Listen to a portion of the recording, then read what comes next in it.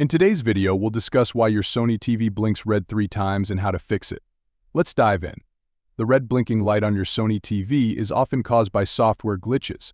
Modern televisions operate numerous programs, making them susceptible to bugs and glitches that can result in the power indicator blinking. Before performing any software updates, try power resetting your TV. Resetting the TV can resolve bugs caused by incomplete software updates and other technical issues. Here's how to perform a power reset first. Switch off your TV and unplug it from the outlet. Leave it unplugged for at least 60 seconds. Then, plug it back in and switch on the TV. Check if the blinking persists.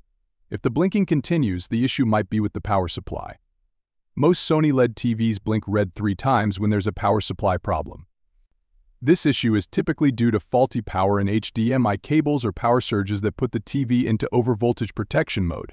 To fix this, start by checking your HDMI and power cables.